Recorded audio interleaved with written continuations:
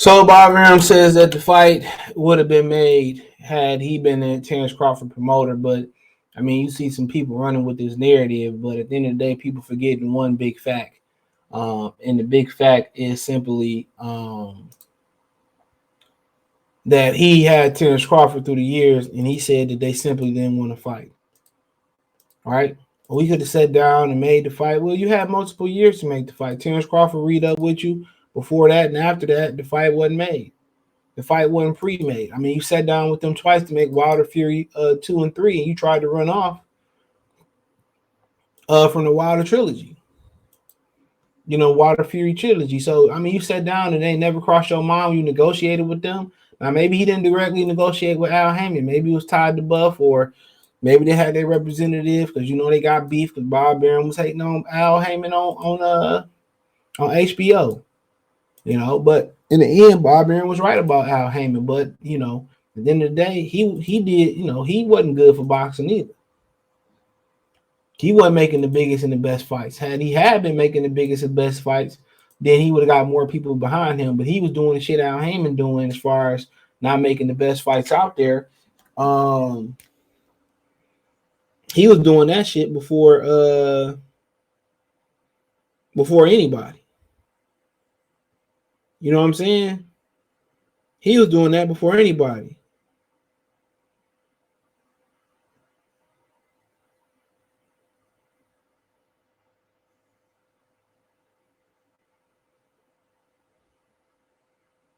You know?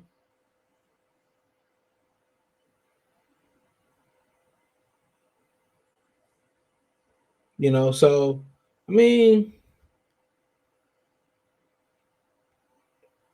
you know, but you had them for all that time. You didn't make the fight. You said they didn't want to fight. You said you couldn't contact them. Said the fight could have been made in 5 minutes. They didn't want to fight. You know, so what difference was it gonna be? I mean, you could have worked out a deal with you could have worked out a deal with Bob. I mean with Al, you know, before Terence left. If they don't want to fight, they don't want to fight. Ain't nobody gonna make nobody fight. It's as simple as that. Well, we could have sat down and made some. Well, Terence Crawford not a businessman. At the end of the day, Terence Crawford ain't taking no fucking fight with no no money guaranteed from a company. They got money problems. How the hell do that sound? How the hell does that sound? Just think about that for a minute. How the hell do that sound? Why would I sign to a company that got money problems?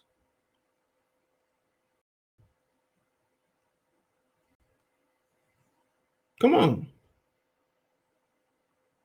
And then I'm supposed to trust them in blind faith and take what they say, and then I get finesse for the sake of the fans, and I get a check for $10, or I get a check for something that's not worth my while.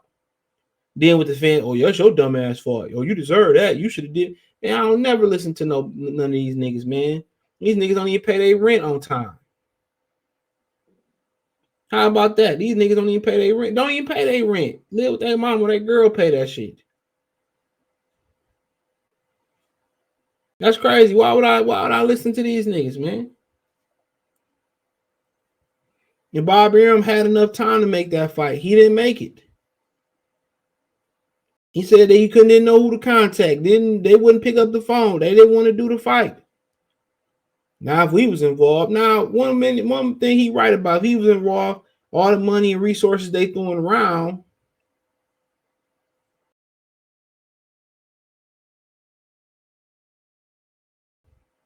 all the money that they throwing around, he could financially help with the fight. But then again, obviously, Arum and them already knew that. I mean, Bob Allen already knew that Bob Arum could have helped them make the fight. He made their biggest, they two top biggest pay-per-views have been with Bob Arum, Pacquiao and Floyd, and Wilder and Fury. You know, the biggest one being Conor McGregor. You know? But he says PBC did a great job with Errol Spence, and Crawford was left in effect without a promoter, so it became difficult for Al Hammond to make a fight between Spence and Crawford, who didn't have a promoter, said Bob Arum, that fight hype about the failed negotiations between IBFW and WC Welterweight Champion and WBO belt holder. He said, what would have happened earlier if we were promoting Crawford, we would have sat down with Al with the way we did with Pacquiao Mayweather, the way we did with Wilder Fury, and worked out the nitty-gritty promotional deals that would have been done in order to put the fight of that magnitude on. When Crawford's contract was up with us and he decided to terminate the relationship, he was really left in limbo without a promoter, so it became difficult for Al to get both fighters on the same track. Therefore, the fight fell apart. I don't blame Al. I don't blame Errol Spence. I don't blame Terence. It's just very difficult when one guy has a promoter and the other guy doesn't. We're not blaming anybody. Terence chose not to continue the relationship with Top Rank. If he'd gone with another major promoter who sat down with Al and tried to make a fight, it'll probably have happened. So instead, Spencer and Crawford will go their merry way, and maybe when they fight is past its selling date, they'll get together and do the fighting the same way we did Mayweather and Pacquiao, all the back and forth. As long as he didn't say it was coming from us, who's to argue, Arum said when asked about his thoughts on Crawford getting the 8-figure purse from December 10th Alvarez fight on Black Prime. So if somebody's coming up and giving you 8-figure payday to fight David, more power to them. But I know nothing about these people or what they're up to. Certainly, it's a big score for him if it materializes, Arum said about Crawford. And that's fair. After we'll see what happened with Tevin Farmer and Mickey Bay, you know, everybody going to be on alert. Even with the Regis Progress fight and Jose Zepeda, everybody going to be on alert. So if it don't happen and fall apart, the money ain't good, he tend not to come out or whatever, I think that's all in everybody's back of their mind. But at the end of the day, you had enough time to make that fight. You didn't make it happen. When you sat down with Al Hammond about Fury and Wilder, why didn't you sit in there and see if you could make the Terence Crawford fight? Come on, why didn't you sit there and see if you could make the Terence Crawford fight? And maybe he did try to run it by, and they was like, no, we're not interested in talking about that right now. And it could have been that. You know, but you went over there and made the fight for the white boy, but couldn't make the fight for the brother. All you did was knock the brother dick in the dirt. And you lost money on Tyson Fury as well. Tom's horse fight, the Otto Wallin fight, you know what I'm saying? So at the end of the day, man, Terence Crawford's like, who can you trust? You my promoter and you keep blasting me. Now I don't want to do media obligations, so be it. I want to train and be prepared. I don't like people. I don't want to talk to niggas. I'm fine with that. I don't have no offense to that. And I don't like interviewing and sitting down talking to fighters neither.